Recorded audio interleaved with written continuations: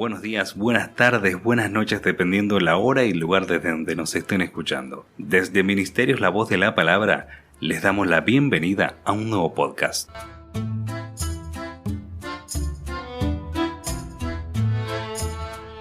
No hace falta mencionar a estas alturas que Internet da para todo. De hecho, uno de los videos más virales de los últimos tiempos es el que protagonizan dos niños rusos que discuten y intentan agarrarse a golpes con la intervención de un adulto. Lo que quizás muchos no saben es que estos dos niños rusos en realidad no son niños. De hecho, el que más trascendió de estos dos y quien se hizo mucho más conocido dentro del ambiente de la Internet es Hezbollah Magomedov, un muchacho de 19 años que padece el síndrome de acondroplasia.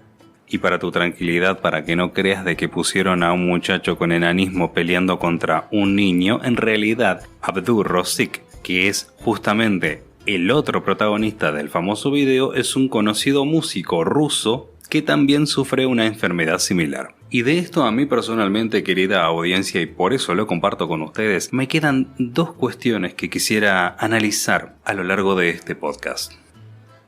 En primer lugar, hacer mención a lo llamativa que es la apariencia de Hezbollah, porque no puedo evitar pensar en la manera en cómo nosotros nos vemos en cierto modo identificados con la problemática que le ocurre a Hezbollah. ¿De qué manera? Porque si bien Hezbollah es un adulto con apariencia de niño, muchos de nosotros tendemos a hacer lo inverso.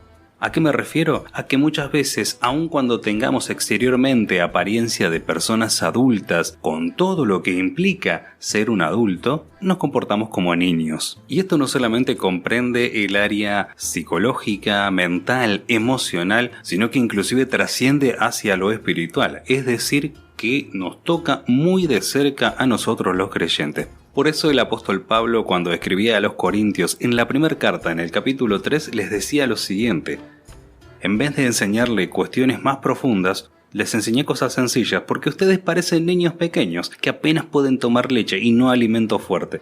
En aquel entonces no estaban preparados para entender cosas más profundas y tampoco lo están ahora, pues siguen viviendo como gente pecadora. Tienen celos unos de los otros y se pelean entre ustedes, porque uno dice yo soy seguidor de Pablo y el otro dice yo soy de Apolos.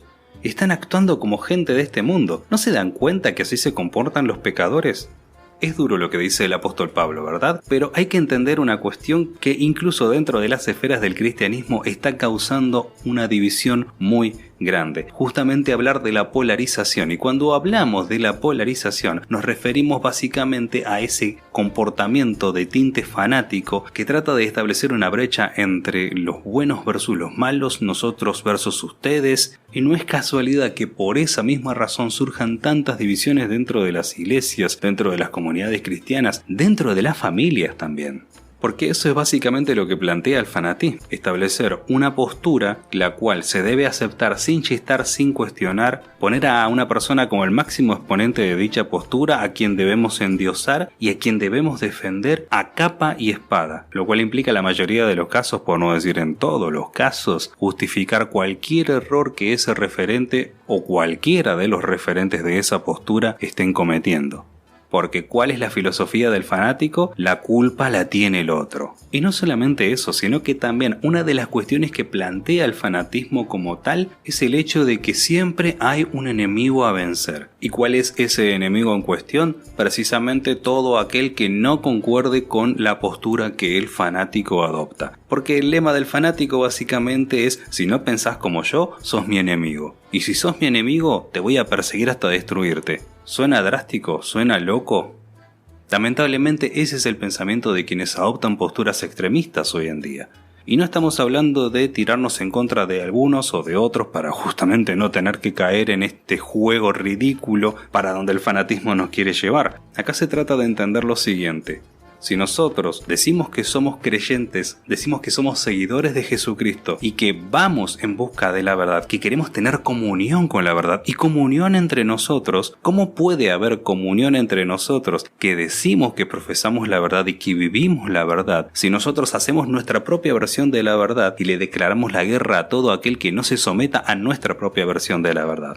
Ahora bien, teniendo en cuenta lo nocivo que es el fanatismo, ¿por qué muchas personas persisten en adoptar ese tipo de posturas? por varias razones. La primera pienso que es la pereza. La pereza justamente expresada en la irresponsabilidad de querer adoptar un pensamiento no preconcebido ni la propia versión de uno de cómo deben ser las cosas, sino que uno mismo se tome el trabajo de comprobar por cuenta propia si realmente el pensamiento que estoy adoptando está correcto, si el pensamiento que adopta la mayoría o un determinado sector está correcto, pero no, lejos de eso, lejos de asumir esa responsabilidad, ¿qué hago? Dejo que los demás piensen por mí, acepto todo sin cuestionamientos y me dedico simplemente a militar por la causa de quienes me imponen ese pensamiento para defenderlo a capa y espada. Por otro lado, también podemos mencionar a la soberbia. Tal como la definía el general José de San Martín, la soberbia es una discapacidad que suele afectar a pobres infelices mortales que se encuentran de golpe con una miserable cuota de poder. Y tal vez a alguno le pueda resultar duro lo que pudo decir aquel llamado padre de la patria en la República Argentina. Pero lo cierto es que, ¿qué puede ser más soberbio que aquel que se cree con el poder de tener una verdad que no le pertenece? Y por último, lógicamente, el orgullo. ¿Cómo se manifiesta el orgullo? Precisamente cuando una persona reconoce que su postura no lo está llevando a ningún lado, que lo único que está logrando a través de esa postura es causar división, lastimar a otros, lastimarse uno mismo y sin embargo seguir obstinado buscando todos los argumentos entre comillas, porque para ese tipo de posturas lo que menos hay es argumentos habidos y por haber precisamente para justificar de que está en lo correcto y no darse a sí mismo la oportunidad de recapacitar y buscar un cambio positivo para su vida. Dicho sea de paso, cabe preguntarse cómo esta cuestión de la polarización entra en el contexto de lo que Dios nos plantea a lo largo de la Escritura. Es decir, si estás conmigo, estás en un 100%, si no, no lo estás. O estás conmigo o estás con el diablo. ¿Cuál es la diferencia? La diferencia básicamente es que Dios no nos incita a declararle la guerra al que piensa distinto o a defenderlo a capa y espada sin cuestionar absolutamente nada de lo que Él nos revela, sino que por el contrario Dios nos insta a que lo busquemos de manera individual, de que no nos enfrasquemos en una postura determinada y que por otro lado lo que Él nos plantea, o mejor dicho, el desafío que Él nos plantea es el de que aprendamos a tener un compromiso real y completo con Él. Por otro lado, me es inevitable pensar las veces que nos hemos entretenido con videos de este tipo. Es que esa suerte de morbo que genera ver a dos niños agarrándose a golpes en un video a través de la internet es también un reflejo de la postura que muchas veces tomamos aquellos quienes no decidimos meternos en esas posturas extremistas, pero que actuamos como simples espectadores, disfrutando en cierto modo ver de cómo estos se sacan los ojos unos con otros, pero no proponer de que realmente recapacitemos y veamos de qué manera todos juntos podemos ir avanzando hacia el fin común que es, dicho sea de paso, la predicación del Evangelio, independientemente de las maneras, de los métodos o de los puntos de vista de que cada uno pueda llegar a tener, porque el mismo Jesús nos dijo, haz a los demás lo que a ti te gustaría que te hagan, porque Jesús no dijo no hagas a los demás lo que no te gustaría que hagan. ¿Cuál es la diferencia? Involucrarse con el otro.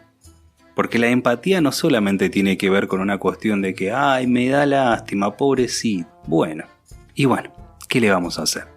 Porque el mismo apóstol Santiago supo decir en su momento, si vos ves que una persona tiene necesidad del alimento y de la ropa, y vas, te le acercás y decís, vayan nomás, yo voy a orar por ustedes, está todo bien, Dios lo va a prosperar, Dios le va a abrir las puertas, pero no le das lo que esa persona necesita, ¿con qué cara decís que tenés fe si no la estás manifestando a través de las obras?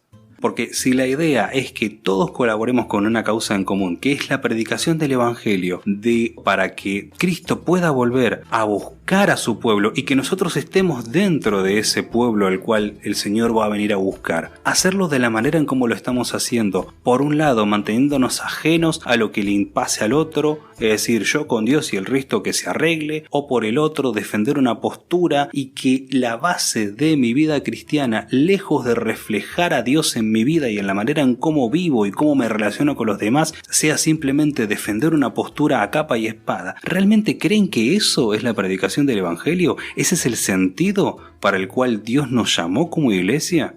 Eso es lo que deberíamos plantearnos, y no solamente en las comunidades cristianas, sino en cada ámbito en el cual nosotros nos relacionemos.